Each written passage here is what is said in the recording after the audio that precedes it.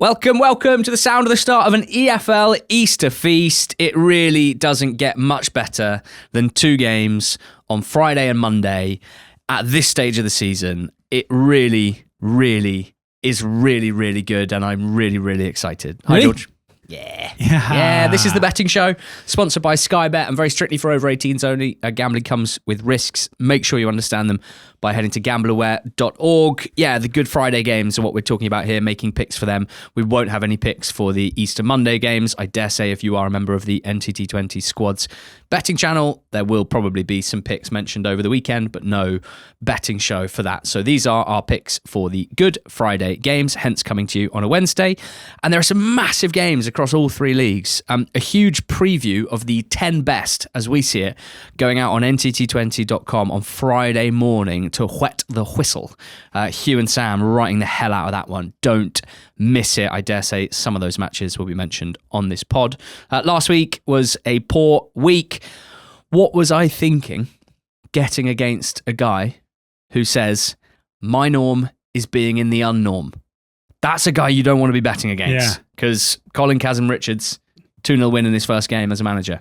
That was my nap. Known as Norman now on the pod. Norman Kazim-Richards. Your nap and next best were Harrogate and Orient, both losers. No goal scorer success for either of us. Your acca, Swindon Town. Goodness for that. They didn't win, so you did. Thank goodness for that. What's your nap this weekend? What's your best bet? So I've looked through all the leagues ahead of Friday's fixtures, and I can't find a single bet. So I'm just going to sit back and let you do the Great. pod. Okay. April Fool! Thank you. And delivered magnificently. Thanks very much. Hook, line and sinker. We are recording this on Wednesday the 1st of April, rather than our usual Thursday record, which enabled me to do that. Sorry. League One for me. I mean, that'd actually probably be a better way of going, given the way things are going at the moment for me on this show. But form is temporary. Let's see if I can find some class. League One, there is a huge game at the bottom end of the table, 2 teams going in opposite directions. There is a team that I got against last weekend and it didn't work, with Exeter drawing 0-0 against Leyton Orient not able to find the winner, despite Ballard having a couple of good opportunities to do so. But I'm still getting against Exeter. For many of the reasons I mentioned last week, they're a team that to me look way worse than they did under Gary Caldwell. We're not seeing much improvement under Matt Taylor. Last time out away from home, they were beaten by Wigan. And, yes, they were better at home to Orient, but all season their home form has been better than their away form. This is a seismic game at the bottom of League One, given that Blackpool sit in 20th, Exeter sit in 21st. There's a 2-point gap between them. And for Blackpool, this is an opportunity to, I think if they win this game, they'll be pretty confident that with 5 games left to go for both teams and a 5-point gap, they're going to be in a very strong position. I don't think for a second Blackpool will go into this thinking, if we can just get a point, then that keeps us above Exeter. I think the 2 teams are playing at very, very different levels at the moment. Blackpool, we've seen back-to-back wins, and should say that, Bloomfield Road hasn't looked the happiest place for much of this season, but the scenes in both the 3-2 win over Port Vale and then again against Burton in the 1-0 win with another late goal, it does feel like a place that's rocking, and the fans and the players kind of working together with Ian Evatt to get out of this mess. You then look at the playing squads, and I know that Blackpool have hugely underachieved this season, but it's a case where even though they've got similar points tallies, every single Blackpool first team player would be a big player for Exeter. There is a huge gulf between the 2 teams in terms of spend and the wealth of what they were able to spend in the summer, the wages they were able to offer, and with Evatt finally finding a means of getting Blackpool to be more competitive within games, and having seen off a Burton side that I rate higher than this Exeter iteration, I think they have value to do it again. I think there's enough bad back form in Blackpool in relatively recent terms to kind of prop up their price. They're 23-20 with Sky Bet to win this game, and I think that to me looks the strongest bet on the weekend. So Blackpool to beat Exeter at 23-20 is my nap. Back form. Is that horse racing phrase? Yeah, a little bit. Yeah, yes. Like it. Thanks. Horses.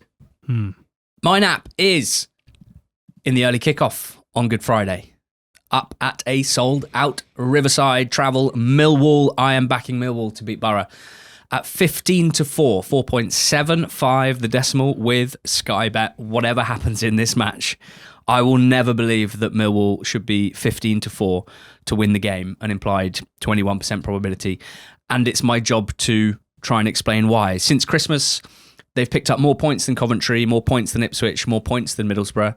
Of their 3 defeats in that time, one of which was a loss to Blackburn a couple of weeks ago that was heavily impacted by a red card in the first half, which was swiftly rescinded. The picture that I'm trying to paint, and which I tried to paint on the Monday pod with our run-in analysis for all 3 leagues, is that I strongly believe Millwall are as good as any of the top 4 right now. I think they proved that last weekend at Ipswich, or the weekend before last, I should say. They went off a similar price to this. It was a 1-1 draw. They were second best in the first half, but they were the better team in the second half. They equalised and they went closest to winning at 1-1. They are an efficient attacking team. Femi Aziz, in terms of individual threat and creativity, is among the best players in the league right now, certainly among the most impactful. They are a very good set-piece team. They have the best set-piece goal difference in the league, and in this day and age, we know that set pieces are about as important as anything.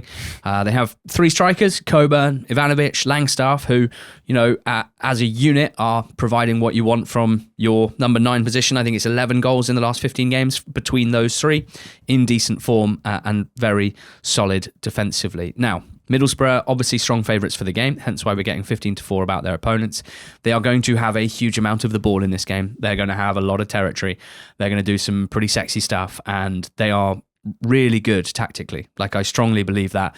I will not be swayed by recent results into thinking that there is a problem with Middlesbrough's tactics under Kim Hellberg. Millwall will have to be at their best defensively to frustrate Middlesbrough. There's a chance that goals flow because Borough will likely have a lot of shots, as they have done consistently in the last 4 games, in the last 8 games.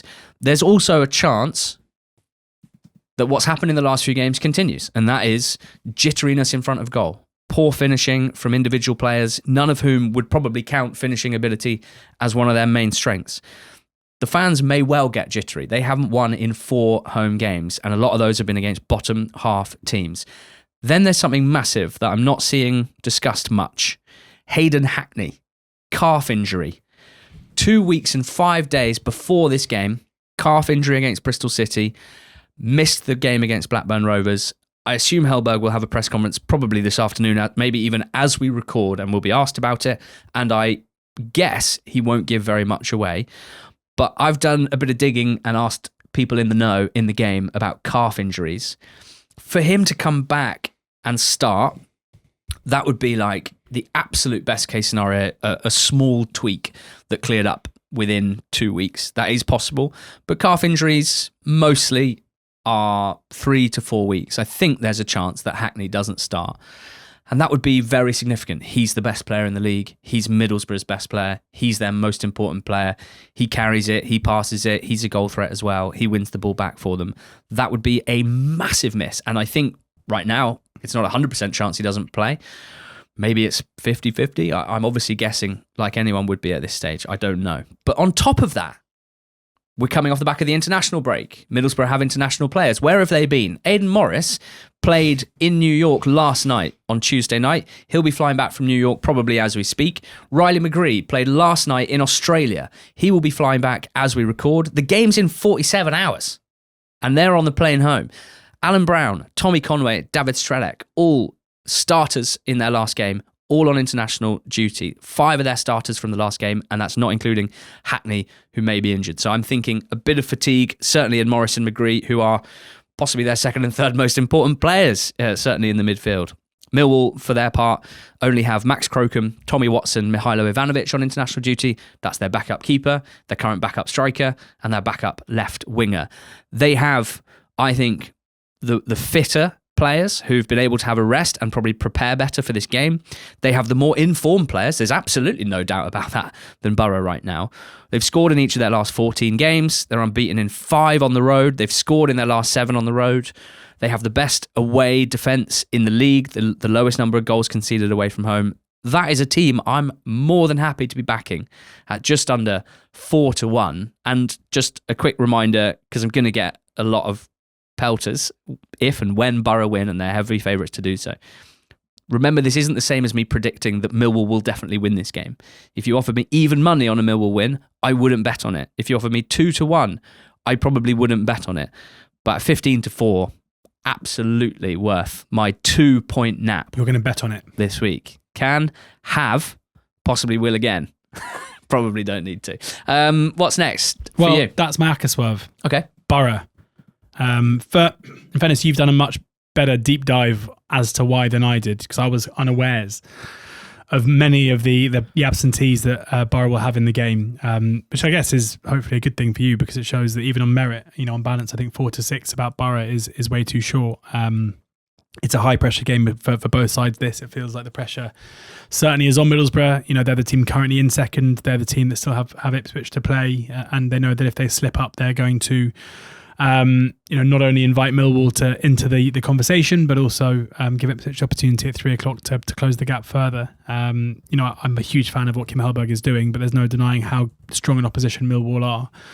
And I also like the fact that you've got a Hellberg Borough where we basically know what we're going to get. Maybe not in personnel this time, but certainly in style. And I think if there is a manager who's probably going to be quite good at taking a week and a half off to have a look at a very specific style of play, then Alex Neil will do that, because he's a very reactive manager and he's a good manager at finding ways to set a team up to frustrate the opposition. So yeah, I'm fully on board with you. I think Borough are too short for this, and at 4-6 I'm swerving. And your next best? My next best is in the Championship, and it's Roy Hodgson's first game in charge of Bristol City. No, it's not. Managed them before, 44 years ago. Sorry. It's Roy Hodgson's first game in charge of Bristol City for anyone under the age of 44 in our lifetime, at least. Bristol City are 7-4 to win this game. Charlton is 6-4, and I'm taking Charlton at 6-4 to win it. Various reasons. I think Bristol City are a team that are really struggling for so many reasons. Injuries have massively impacted and curtailed their season, which, according to Roy Hodgson, he didn't realise until after he'd taken the job in his press conference. They brought Hodgson in to oversee things before a new sporting director and then a manager is appointed. I just really struggle to believe that a 78-year-old Roy Hodgson is out on the training pitch. It feels like this is a culture manager appointment, someone who's going to come in and basically front up to the media and other things. I don't really see why they'll have any kind of a positive impact. I hold Gerhard Struber in pretty high regard, even though I can accept that he wasn't doing a great job here. I think mitigating circumstances have to have played a part. They've lost their best player in Anis Mehmeti during January. We also saw other players move on. Hirakawa wasn't really replaced.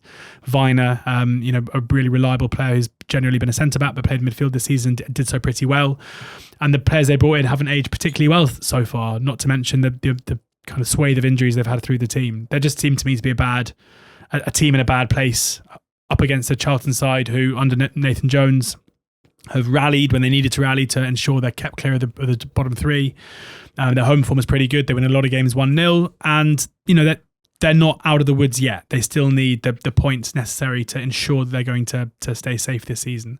And a home game against a Bristol City side with little to play for, with a manager who seemingly doesn't know any of his players' names, apart from Jason Knight, because he was told that he was good prior to the appointment.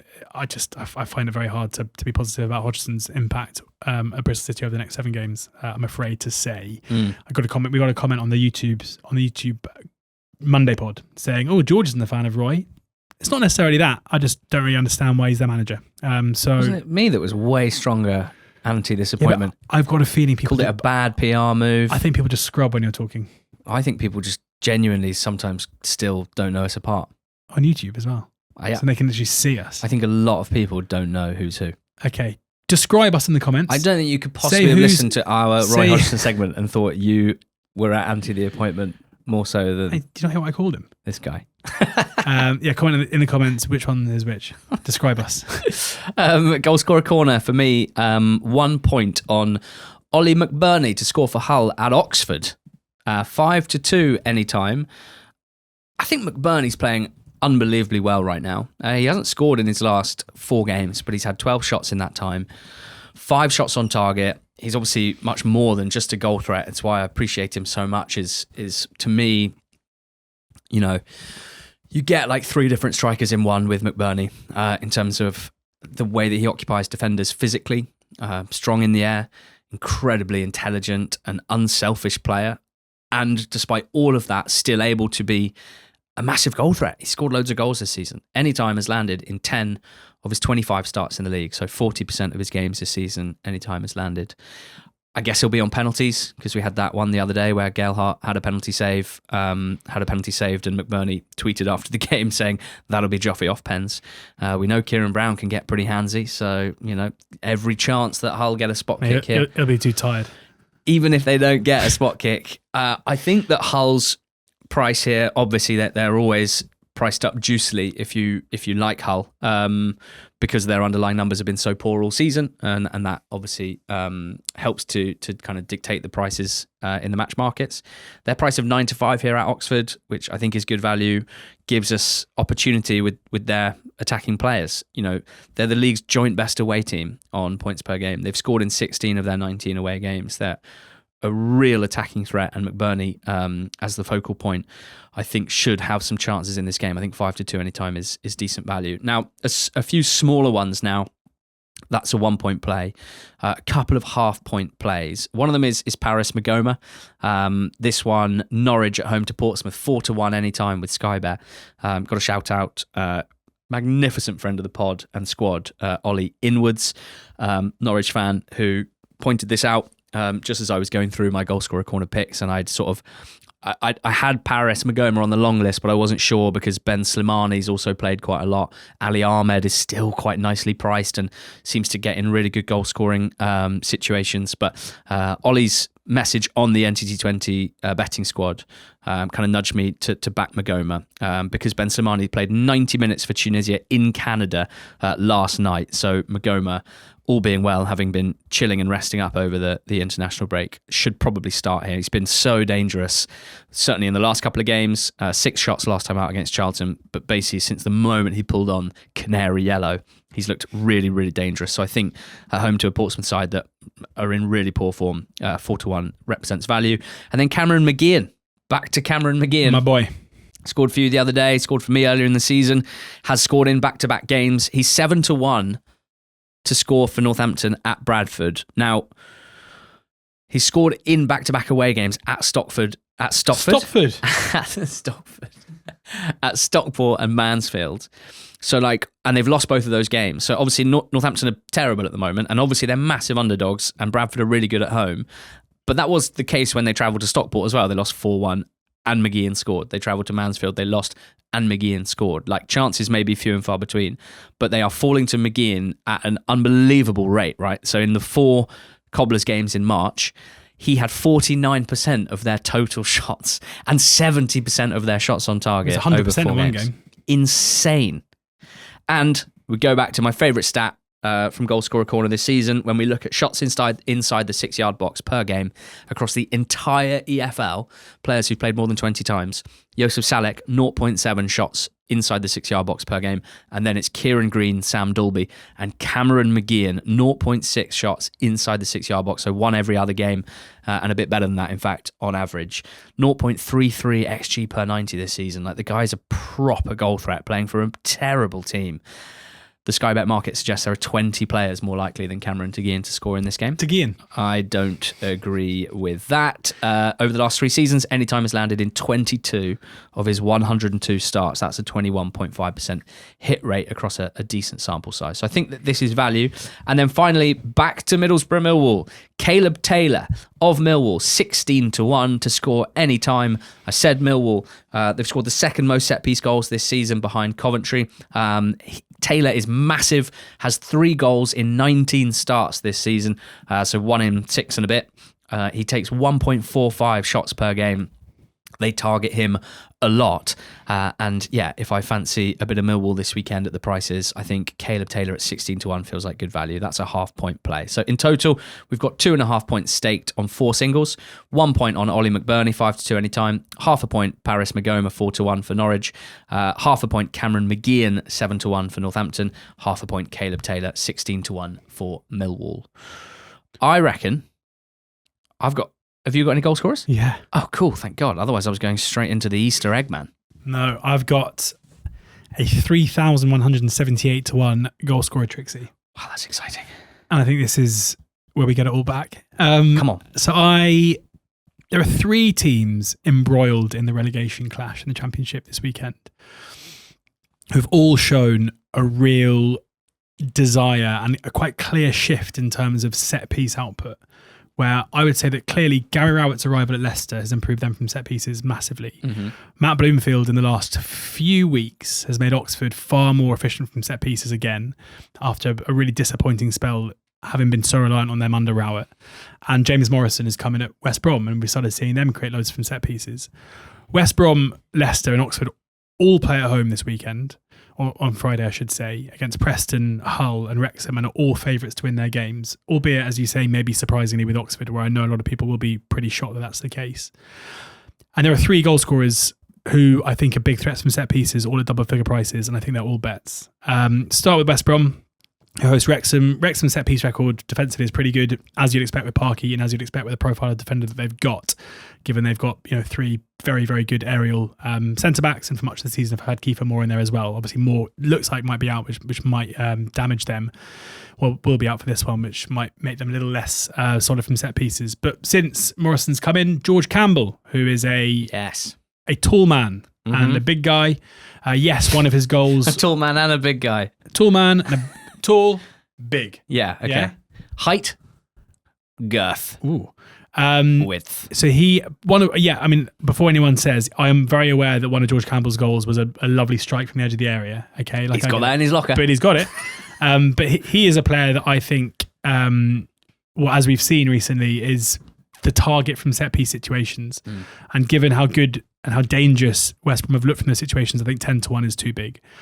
Leicester Preston is an interesting one because Ben Nelson is the player that I would have sided with, a player that scored goals for Rowett at the back end of the last season, but I think he won't play here. Oh.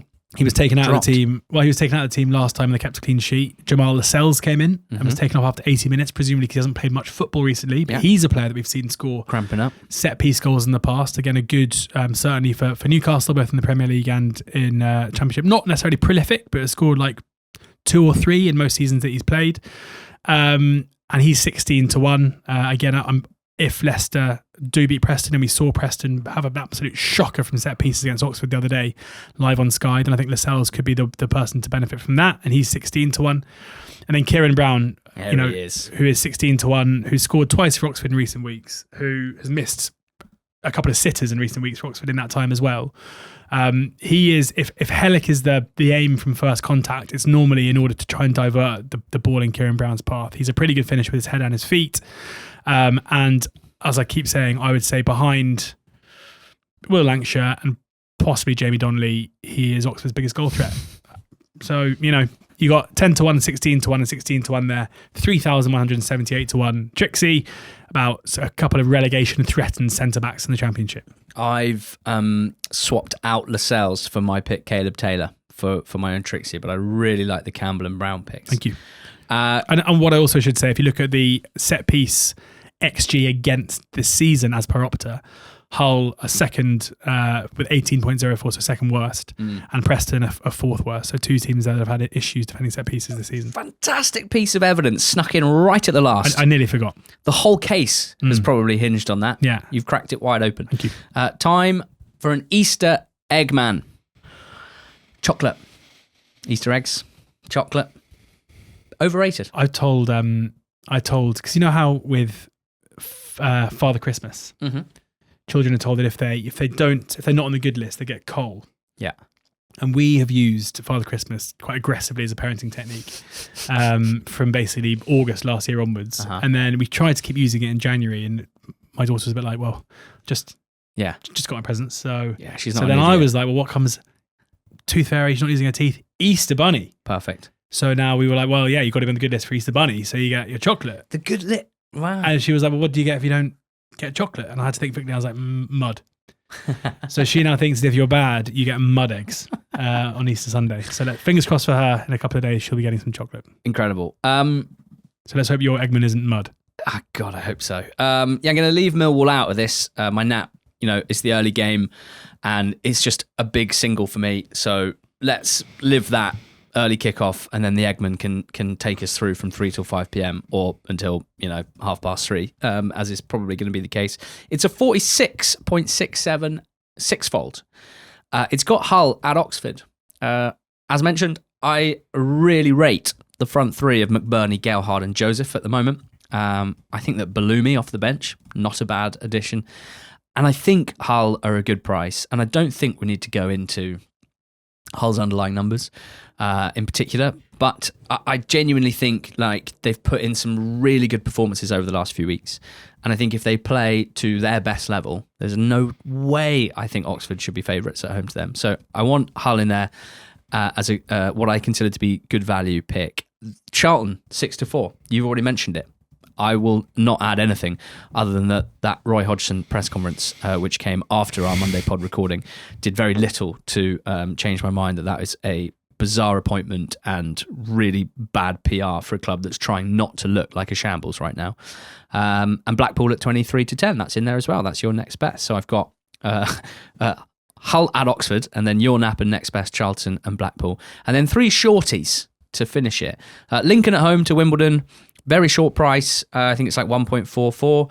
They can win promotion on Good Friday. If they win and 1 or 2 other results go their way, I absolutely believe that they will do the business. What a team they are right now. They're at home to Wimbledon, who have achieved what they need to. Survival, super comfy with like 10 games to go. Since they had that good run, it's 1 draw and 3 defeats in their last 4. I think Jacko's kind of throwing caution to the wind a little bit, trying some stuff. Junior and Keng coming on nicely as a youngster, starting every game. They played all right at Stockport, lost 3-0. I think Lincoln will have too much for them. Yeah, Grimsby at home to Harrogate. They had the weekend off last weekend, which will be lovely for them. I think I'm right in saying since the 1st of January, Grimsby over 2 points per game return, really good, and a bit like Crewe and a few other teams, it's almost been kind of de-amplified by the fact that there's like 7 teams hitting 2 points per game or more over the last 15 games in League Two. It's a hell of a situation we have at the top of the league. They won their last 2 games at home, 1-0 and 5-0. They've got a great team, loads of great players. Harrogate had that shocking weekend last weekend, defeat to Notts, the 3 teams around them all winning. I think Grimsby should do the business at Blundell Park.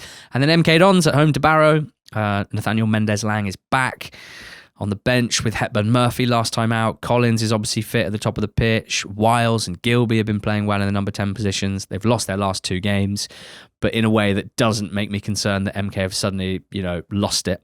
The offered red card against Salford, not a big deal, actually. Sanders was on the bench, so he'll just come back in, and I think in many ways he's better than Luke Offord. So I think MK should have far too much for Barrow, and obviously the price reflects that. So it's a 6-fold at 46.67 with Sky Bet. It's got Hull at Oxford, Charlton at home to Bristol City. In League One, Lincoln at home to Wimbledon and Blackpool at home to Exeter. And in League Two, Grimsby at home to Harrogate and MK Dons at home to Barrow. 46.67, the 6-fold. Joint bet time, BTTS 6-fold. Come on, give me your 3. Okay, I was about to go recap my bets. I'm trying to find the slip. Burton Barnsley, first up. Barnsley, very, very goalsy for the most part, and kind of Harrowhead, not great defensively, but Didsey in the team, often scoring goals. Burton, similar under Gary Bowyer, relatively end-to-end games for the most part. It's 8-13, BTTS there. Couple in League Two. I still just basically look for Cheltenham as soon as I start prepping this to see if they are too short in my mind, but the 8-11 about them at Chesterfield is fine. Cheltenham consistently scoring 2 goals in games and often losing them. Chesterfield under Paul Cook, obviously a decent attacking side who I still don't really trust. So 8-11 there seems fine. And then Accrington Crewe is it feels goalsy in terms of like a home team with nothing to play for, who aren't playing very well against a Crewe side who need the result and need a win. I can see why Crewe are favourites to win it, but generally with Accrington probably not caring too much, it should make for a relatively open game, and the 4-5 there seems like a decent price. So Burton Barnsley, Chesterfield Cheltenham, Accrington Crewe. Yeah, I'm adding one from each league. Oxford, Hull, mentioned a couple of times on this show. I'm backing Hull as part of the Eggman. I'm backing Ollie McBurney at 5-2. You're backing Kieran Brown as part of your Trixie at 16-1. So if all of that happens, let's go 2-1 Hull. BTTS lands, McBurney scores, Brown scores, Hull win. That would be something I think we could all get behind. Both teams score in Plymouth and Bolton, really short price here, and you can understand why. Plymouth, relentless attacking team recently, both from open play and set pieces. Bolton themselves have a real gung-ho mentality. Steven Schumacher back at home park. Should be a real ding-dong game this, and I expect both teams to score. And then in League Two, Salford against Notts County, another massive game this weekend. And yeah, was really impressed with Notts at Harrogate. I think the way that they played suited them really well. One pivot midfielder rather than two was done out of necessity because of Norburn's injury and Robertson's injury. I'd like Notts to run with that for a couple of games. I think Palmer can broadly do what they need him to do on his own at the base of midfield. And then I really liked Ayopenda and Tangen as kind of box-to-box number 8s. Tangen had to come off injured, but I thought he looked quite good in that cameo.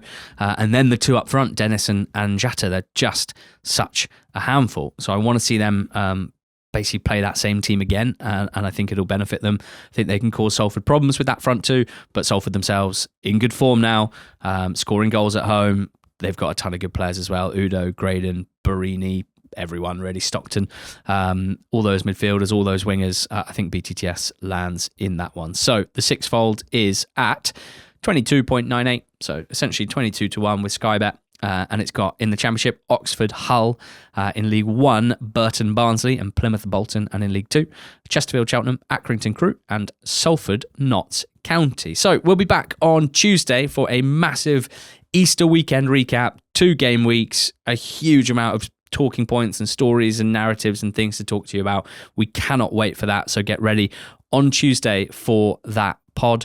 All that's left is to recap our selections. Blackpool to be axed as my nap. Charlton to host Roy Hodgson's Bristol City 6-4, my next best. Swerving Borough 4-6 at home to Millwall. Okay, and then a big goal scorer Trixie, half a point on each, and then a 0.5 total Trixie. So 0.5 divided by 3. So or maybe even a point Trixie, 0.25 Trixie making up a point. Kieran Brown 16-1, Oxford hosting Hull. Jamal Lascelles for Leicester hosting Preston at 16-1. George Campbell at 10-1. West Brom, who host Wrexham.